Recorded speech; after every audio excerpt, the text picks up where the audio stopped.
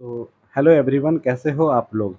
आज का जो हमारा टॉपिक है वो होने वाला है एमसीक्यू क्वेश्चन। ठीक है, occupational safety health working condition code 2020। ठीक है, ओएसएच कोड 2020 का चैप्टर 1 और 2 का जो भी मोस्ट इंपॉर्टेंट क्वेश्चन है वो सब आज इसमें हम लोग कवर अप करेंगे। ठीक है, धीरे धीरे हम लोग जैसे चैप्टर कंप्लीट करते जाएंगे, सारा चैप्टर का हम ऐसे ही चैप्टर वाइज एमसीक्यू टेस्ट लाएंगे। ठीक है, और उसके बाद फिर जब पूरा ओवरऑल कंप्लीट हो जाएगा और एक महा मैराथन एमसीक्यू करेंगे। ठीक है, तो चलिए पहले क्वेश्चन की ओर। पहला क्वेश्चन क्या बोल रहा है, which ministry introduce the occupational safety health working condition code 2020। ठीक है, इसमें बोल रहा है कि किस मिनिस्ट्री के द्वारा इंट्रोड्यूस किया गया है ओएसएच कोड 2020। ऑप्शन है आपका A ministry of home affairs, option B ministry of labour and employment, option C ministry of law and justice, या option D ministry of finance. ठीक है, तो इसका आंसर हो जाएगा option number B ministry of law and ministry of labour and employment. ठीक है, ministry of labour and employment के द्वारा ओएसएच कोड 2020 को इंट्रोड्यूस किया गया है। ठीक है, अब आते हैं अगले क्वेश्चन की तरफ। अगला क्वेश्चन क्या बोल रहा है, when were the four labour code, ठीक है, brought into force by the central government. चार लेबर कोड, ठीक है, चार लेबर कोड आया है एक साथ जिसको इंट्रोड्यूस किया गया था सेंट्रल गवर्नमेंट के द्वारा। वो कब आया था, 29 सितंबर 2020, 21 नवंबर 2025, 1 जनवरी 2021, या 31 मार्च 2022। तो इसका भी आंसर हो जाएगा आपका ऑप्शन नंबर बी 21 नवंबर 2025। ठीक है, जो चार लेबर कोड आए थे और सेंट्रल गवर्नमेंट के द्वारा वो आपके 21 नवंबर 2025 में आए थे। ठीक है, ये भी याद रखिएगा। अब अगला क्वेश्चन आता है कि ओएसएच कोड, ठीक है, ओएसएच कोड में कितने चैप्टर्स है। ठीक है, ओएसएच कोड जो है आपका 2020 उसमें कितने चैप्टर्स है। तो इसका आंसर आप लोग सबको पता होगा, 10 है, 12 है, 14 है, या 16 है। तो इसका आंसर हो जाएगा ऑप्शन नंबर सी जो कि है 14। ओएसएच कोड में टोटल 14 चैप्टर है। ठीक है, आप लोग हमको कमेंट करके बताइएगा कि उसमें टोटल कितने सेक्शन है। ठीक है, चलिए अब बढ़ते हैं अपने अगले क्वेश्चन की तरफ। ठीक है, हाँ मैंने section are there in OSH code. देखिए अगला क्वेश्चन हम वही पूछने वाले थे, वही क्वेश्चन इसमें दिया हुआ ही है। तो इसका आंसर आप लोग मुझे कमेंट कीजिएगा। ठीक है, कि ओएसएच कोड में टोटल कितने सेक्शंस हैं, 100, 123, 143 या 153। इससे ये मालूम चलेगा कि आप लोग भी मतलब अटेंटिव है कि नहीं इस चीज़ को लेके। मतलब सिर्फ ऐसा तो नहीं कि हम पढ़ा रहे हैं आप लोग पास पढ़ रहे हैं, आप लोग को भी इसका रिप्लाई करना है कमेंट में। ठीक है, जिससे मुझे पता चले कि आप लोग हाँ पढ़े हुए हैं या फिर इस चीज़ का ध्यान दे रहे हैं। चलिए अगले क्वेश्चन की तरफ आते हैं। ठीक है, अगला क्वेश्चन क्या बोल रहा है, according to the code, code के according adolescent is a person who has completed 14 years but not completed. Code के अकॉर्डिंग, ठीक है, एडोलसेंट वैसे पर्सन को कहा गया है जिन्होंने अपना 14 वर्ष कंप्लीट कर लिया है लेकिन कितना वर्ष कंप्लीट नहीं हुआ है, 15, 16, 18 या 21।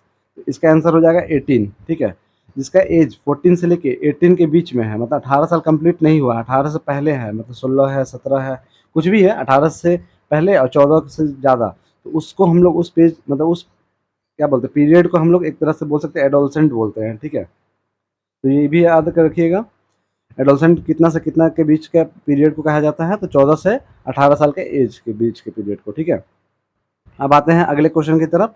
हमारा अगला क्वेश्चन क्या है, for which of the following establishment does the central government act age appropriate government. ठीक है, किस एस्टेब्लिशमेंट, ठीक है, किस एस्टेब्लिशमेंट के लिए सेंट्रल गवर्नमेंट आपका अप्रोप्रिएट गवर्नमेंट की तरह बिहेव करता है। ठीक है, आपको मैंने बताया था ये वाला कि a private factory with in state, अगर कोई प्राइवेट फैक्ट्री है किसी स्टेट में, जैसे झारखंड में ही कोई प्राइवेट फैक्ट्री है, ठीक है, तो क्या उस केस में आपका सेंट्रल गवर्नमेंट काम करेगा एप्रोप्रिएट गवर्नमेंट की तरह, या मेजर पोर्ट्स। ठीक है, पोर्ट्स का मतलब होता है बंदरगाह, जितना भी आपका शिप विप आता है वो सब पोर्ट्स में ही आता है, तो वही पोर्ट्स है, यहाँ पे वही पोर्ट का बात कर रहा है। ठीक है, अ लोकल रिटेल शॉप, ठीक है, अ लोकल दुकान मतलब कोई भी लोकल दुकान है वो, या फिर state transport corporation, state transport corporation. तो इसका आंसर हो जाएगा आपका option number B major ports. ठीक है, मेजर पोर्ट्स के केस में आपका सेंट्रल गवर्नमेंट एक्ट करता है एज ए अप्रोप्रिएट गवर्नमेंट। ठीक है, क्योंकि जितने भी पोर्ट्स है वो सारे तो आपके इंडिया में आते हैं ना।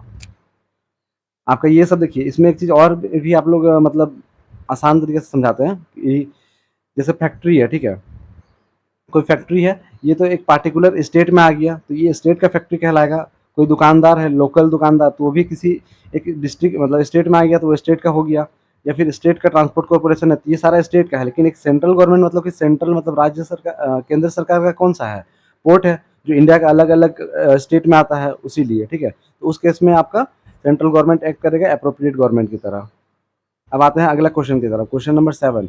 क्वेश्चन नंबर 7 क्या बोल रहा है? What happen if the central government share holding in a central PSU fall below 50% after the commencement of the court. ठीक है, ये मैंने आपको बताया था कि आपका सेंट्रल गवर्नमेंट का अगर शेयर होल्डिंग, ठीक है, शेयर होल्डिंग अगर 70 से 45 हो जाता है, ठीक है, आपको मैंने बताया था कि पहले कोल इंडिया लिमिटेड में सेंट्रल गवर्नमेंट का शेयरिंग 75% था, ठीक है, 70% था, बाद में वो घट के कोर्ट के आने के बाद 45% रह जाता है। तो उस केस में क्या होगा? ठीक है, तो आपका पहला ऑप्शन कि state government become the appropriate government, ठीक है, आपका स्टेट गवर्नमेंट अप्रोप्रिएट गवर्नमेंट की तरह काम करेगा। दूसरा, central government continue as the appropriate government, central government आपका अप्रोप्रिएट गवर्नमेंट की तरह काम करेगा उस केस में।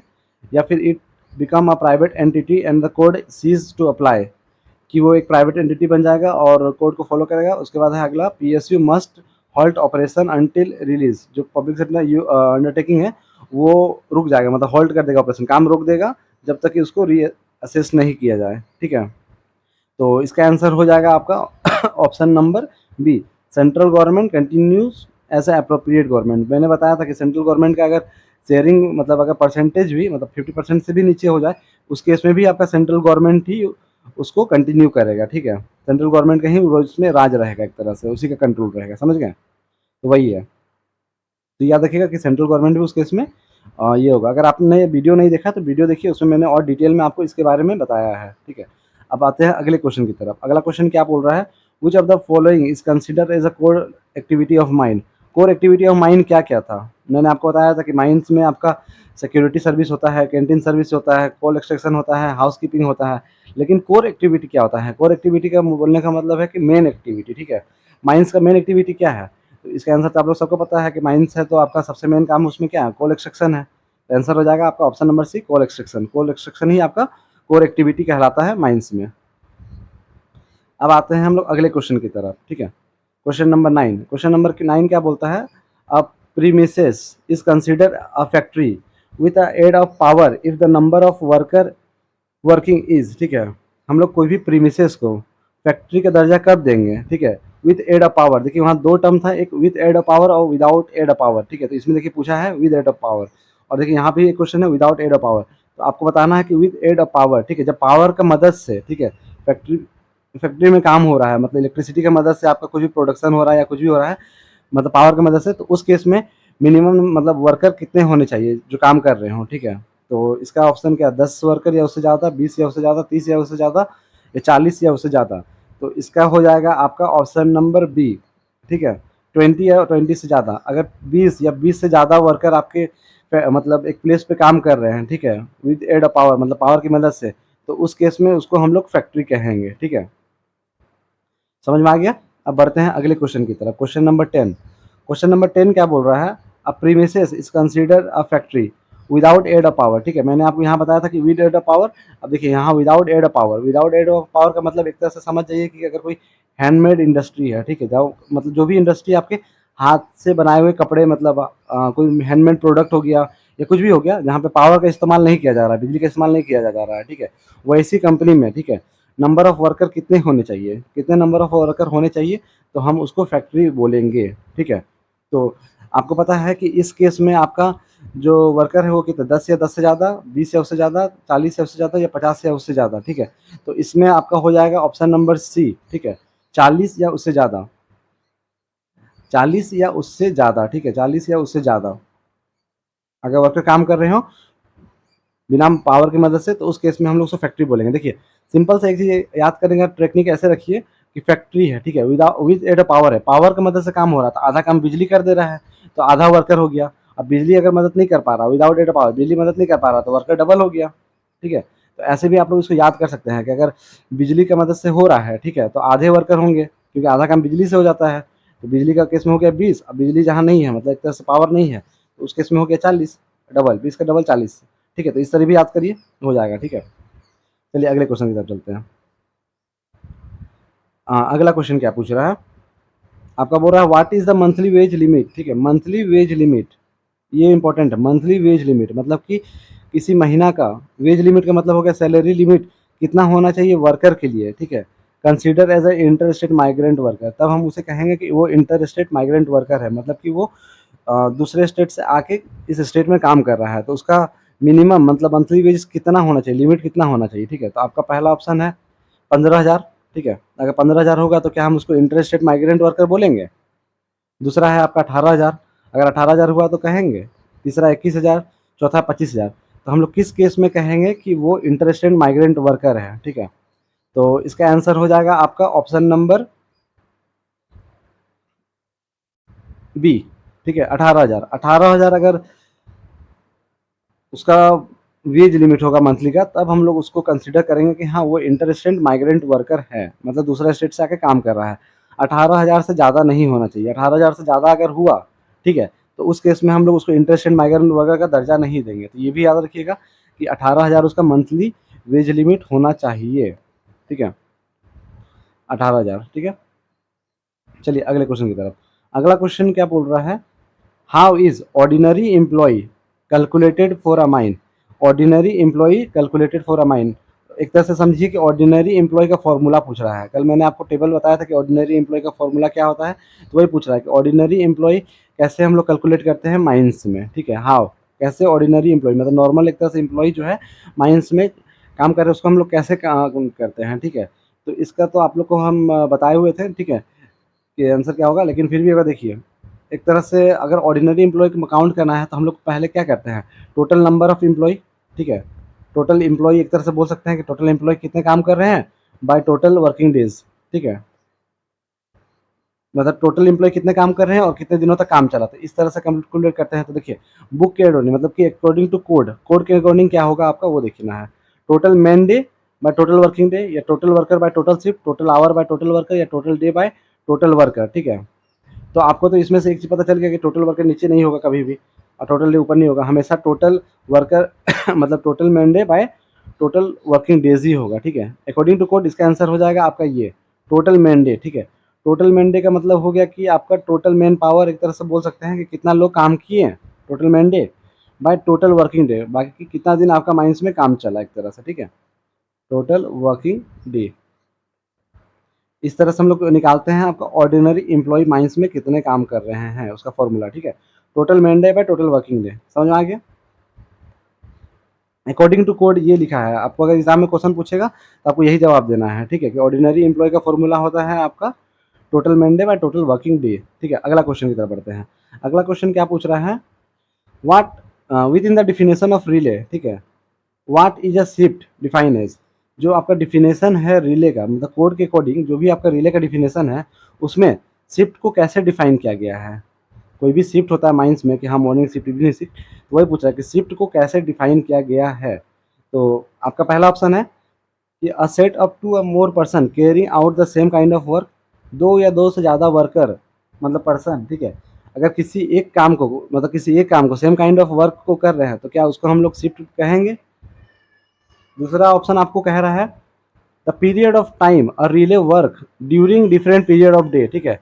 एक पीरियड ऑफ टाइम, ठीक है, एक particular period of time relay work के लिए during different period of work, ठीक है, इसको बोलेंगे। तीसरा ऑप्शन है a continue 24 hour working period, ठीक है, a continuous 24 hour working period के 24 घंटा कंटिन्यूअस वर्किंग पीरियड को हम लोग शिफ्ट बोलेंगे। या फिर a manageable role overseeing mining operation, एक मैनेजरेबल रोल जो भी होगा आपका माइनिंग ऑपरेशन में, तो क्या उसको शिफ्ट बोलेंगे। तो इसका आंसर हो जाएगा आपका ऑप्शन नंबर बी, ठीक है।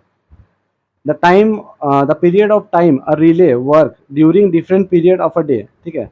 शिफ्ट का डिफिनेशन अकॉर्डिंग टू कोड यही है, the time of sorry the period of time a relay work during different period of day, ठीक है। अब बढ़ते हैं अगले क्वेश्चन की तरफ, रिपोर्टेबल इंजरी, ठीक है। रिपोर्टेबल इंजरी के बारे में तो आप लोग सबको जानते हैं क्या होता है। तो क्वेश्चन क्या पूछ रहा है, reportable injury requires absence from the working place for more than, ठीक है। रिपोर्टेबल इंजरी हम लोग कितने घंटे तक वर्किंग प्लेस से गायब रहेंगे या फिर काम नहीं करेंगे, तो हम लोग उसको रिपोर्टेबल इंजरी का मतलब एक तरह से रिक्वायर करेंगे, कहेंगे कि हाँ रिपोर्टेबल इंजरी है। 24 घंटा, 48 घंटा, 72 घंटा या 96 घंटा, ठीक है। तो इसमें से आपका आंसर हो जाएगा 72 आवर्स, ठीक है। 72 आवर्स तक अगर आप मौजूद नहीं रहते हैं, ठीक है। अगर आप एब्सेंस रहते हैं वर्किंग प्लेस से, ठीक है, मोर देन 72 आवर्स, ठीक है, याद रखिएगा मोर देन का बात कर रहा है, मतलब 72 घंटे से ज़्यादा अगर आप वर्किंग प्लेस में मौजूद नहीं रहते हैं, तो उस केस में आपको कहा जाएगा कि हाँ रिपोर्टेबल इंजरी का केस है। समझ में आया? रिपोर्टेबल इंजरी क्या होता है? ये भी इंपॉर्टेंट क्वेश्चन है, एग्जाम पर्पस के लिए इंपॉर्टेंट है, इसको डबल टिक कर लीजिएगा, इस एग्जाम में ये आने के चांसेस है, ठीक है। अब बढ़ते हैं अगले क्वेश्चन की तरफ। अगला क्वेश्चन क्या बोल रहा है? Which of the following is included in a definition of wages under the code. बोल रहा है कि इसमें से कौन सा आपका इंक्लूड मतलब कि आता है डिफिनेशन ऑफ वेज में, वेज का जो भी आपका डिफिनेशन दिया हुआ है कोड में, उसमें से इस सब में से किस ऑप्शन का बारे में उसमें बताया गया है। तो देखिए वेज, वेज का मतलब एक तरह से सैलरी हो गया, तो सैलरी क्या बोनस होगा, सैलरी क्या हाउस रेंट अलाउंस होगा, सैलरी क्या बेसिक पे होगा, या फिर ओवर टाइम अलाउंस होगा, ठीक है। तो आपको बस वेजेस का मतलब आपको इसमें याद रखना है कि कोड के अकॉर्डिंग, ठीक है, कोड के अकॉर्डिंग वेज का मतलब होता है बेसिक पे, ऑप्शन नंबर सी। जो भी आपका बेसिक पे होगा ना, वो उसी को हम लोग वेज कहेंगे, ठीक है। जो भी आपका नॉर्मल बेसिक पे मिलेगा उसी को हम लोग कोड कहेंगे, मतलब सॉरी उसी को हम लोग वेज कहेंगे कोड के तहत, ठीक है। तो याद रखिएगा कि बेसिक पे को ही हम लोग वेज बोलते हैं, ये भी इंपॉर्टेंट है, ठीक है। एग्जाम में ऐसे आपको और भी ऑप्शन देके गुमराह कर सकता है, तो इसमें कंफ्यूज मत होइएगा, ठीक है। अगला क्वेश्चन आता है, ठीक है।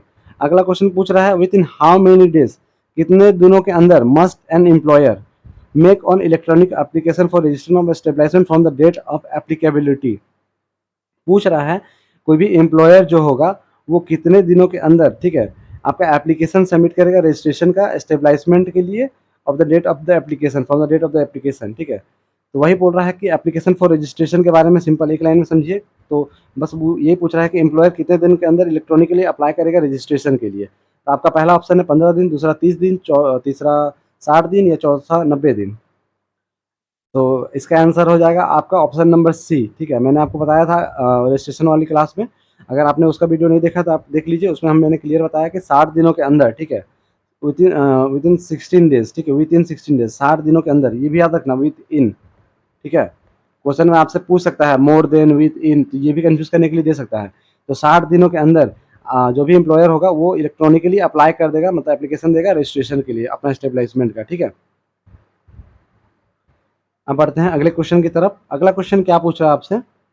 If the registering officer fail to register, ठीक है, अगर रजिस्ट्रिंग ऑफिसर जो होता है आपका जो रजिस्टर करता है उसी को हम लोग क्या बोलते हैं, रजिस्ट्रिंग ऑफिसर बोलते हैं।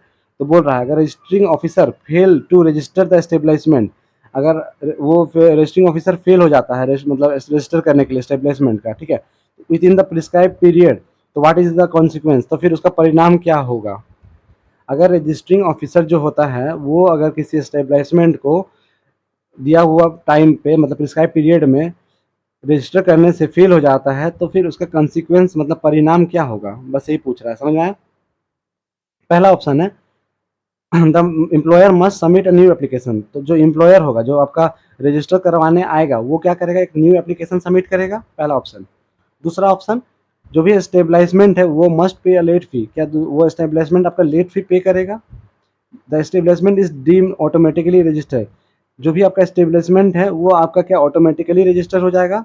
चौथा, the application is permanently cancel, जो भी आपका एप्लीकेशन है, ठीक है, एप्लीकेशन है वो क्या परमानेंटली कैंसिल हो जाएगा। तो मैंने आपको बताया था कि रजिस्ट्रिंग ऑफिसर अगर रजिस्टर करने में फेल हो जाता है अपने दिए हुए समय में, निर्धारित समय में, तो उस समय क्या होगा कि जो भी आपका एस्टेब्लिशमेंट है वो ऑटोमेटिकली रजिस्टर हो जाएगा। ऑप्शन नंबर सी होगा इसका answer, the establishment is deem automatically registered, ठीक है।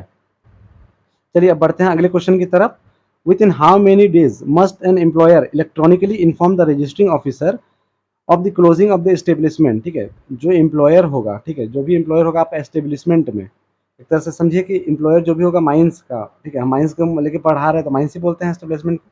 तो कोई भी एम्प्लॉयर होगा माइंस का, वो कितने दिन के अंदर आपका रजिस्ट्रिंग ऑफिसर को इन्फॉर्म करेगा, इलेक्ट्रॉनिकली इन्फॉर्म करेगा, ठीक है, ये भी याद रखना है। कैसे इन्फॉर्म करेगा, तो इलेक्ट्रॉनिकली इन्फॉर्म करेगा, मतलब कि ऑनलाइन, ठीक है, इलेक्ट्रॉनिकली इन्फॉर्म करेगा रजिस्ट्रिंग ऑफिसर को क्लोजिंग ऑफ द एस्टेब्लिशमेंट, ठीक है, मतलब कि माइंस को अगर वो क्लोज करने वाला है, ठीक है, तो वो कितने दिनों के अंदर आपका रजिस्ट्रिंग ऑफिसर को इन्फॉर्म करेगा कि हाँ मेरा माइंस क्लोज करने वाले हैं। तो वो तो आपका पहला ऑप्शन है ऑप्शन ए 15 दिन, ऑप्शन बी 30 दिन, ऑप्शन सी 45 दिन, या ऑप्शन डी 60 दिन, ठीक है। देखिए गाइस, अगर आप लोगों ने इसका क्लास किया होगा ना, तो आप लोग का एक तो क्लास हो गया, क्लास में आप लोग का रिवीजन हो गया, ठीक है। और प्लस उसके बाद आप लोग टेस्ट दीजिएगा तो आपका डबल रिवीजन हो जाएगा, तो ठीक है। तो एग्जाम तक आप लोग का ऐसे ही सारा का सारा क्वेश्चन जो इंपॉर्टेंट है पर चैप्टर याद हो जाएगा। तो ये इसीलिए आप लोग क्लास भी कीजिए, ठीक है। जिन्होंने क्लास नहीं किया वो क्लास भी एक बार देख लीजिए, उससे आपका रिवीजन ही होगा, ठीक है। तो चलिए, इसका आंसर हो जाएगा आपका कितना, 30 डेज। तो 30 डेज के अंदर, मतलब विद इन 13 डेज, 30 दिनों के अंदर आपका जो भी एम्प्लॉयर होगा वो इलेक्ट्रॉनिकली इन्फॉर्म करेगा आपका रजिस्ट्रिंग ऑफिसर को क्लोजिंग का स्टेबलाइजमेंट के लिए, ठीक है। समझ गए। चलिए अब बढ़ते हैं अगले क्वेश्चन की तरफ। अगला क्वेश्चन पूछ रहा है, under sex which section can on employer be prosecuted for obtaining registration bye miss representation और सप्रेशन ऑफ मटेरियल फैक्ट। तो लिखा हुआ है किस सेक्शन में, ठीक है, किस सेक्शन में बात किया गया है कि एम्प्लॉयर जो भी होगा उसको क्या बोलते हैं, ऑब्टेनिंग करने के लिए, मतलब रजिस्ट्रेशन सर्टिफिकेट को ऑब्टेन करने के लिए वो मिस रिप्रेजेंटेशन या सप्रेशन ऑफ मटेरियल फैक्ट जमा किया, तो वो किस सेक्शन के अंदर आता है, ठीक है। अगर माइंस में कोई एम्प्लॉयर अपना माइंस ओपन करना चाहता है या फिर कोई भी स्टेबलाइजमेंट ओपन करना चाहता है, तो वो रजिस्ट्रेशन करवाते समय मिस रिप्रेजेंटेशन मतलब गलत दर्शाया है, ठीक है, या फिर सप्रेस मटेरियल वो दिखाया है कि हाँ मटेरियल इतना अमाउंट में है, तो गलत मटेरियल भी वहाँ पे वो दिखाया है, तो वो सब किस सेक्शन के अंदर में आता है, ठीक है। तो वही पूछ रहा है कि वो सेक्शन 3 है, 4 है, 67 है या 94 है। तो ये इसका आंसर हो जाएगा आपका section D, sorry option D, section 94। Section 94 के तहत ये सब आता है, ठीक है, कि आप मिस रिप्रेजेंटेशन किए या सप्रेशन ऑफ मटेरियल फैक्ट किए, ठीक है। तो ये एग्जाम पर्पस के लिए इंपॉर्टेंट है, अगर थोड़ा सा एग्जामिनर चाहेगा कि आपको क्वेश्चन घुमा के दे तो ये क्वेश्चन दे सकता है, ठीक है। तो ये इंपॉर्टेंट है, इसको भी डबल मार्क कर लीजिए। अगर ज़्यादा हार्ड क्वेश्चन बनाना चाहेगा तो ये क्वेश्चन देगा इससे, ठीक है। चलिए अब बढ़ते हैं अगले क्वेश्चन की तरफ। अगला क्वेश्चन क्या बोल रहा है, what is the time limit for an aggrieved person to file appeal against an order made under section 3, ठीक है। जो भी एग्रीड पर्सन होगा, मतलब कि जो भी पर्सन अप्लाई किया और उसका एक तरह से कैंसिल हो गया है रजिस्ट्रेशन, ठीक है, रजिस्ट्रिंग ऑफिसर द्वारा, तो वो कितने दिनों के अंदर, ठीक है, अपील कर सकता है सेक्शन 3 में, ठीक है। तो इसी का टाइम लिमिट पूछ रहा है कि कितने दिनों के अंदर।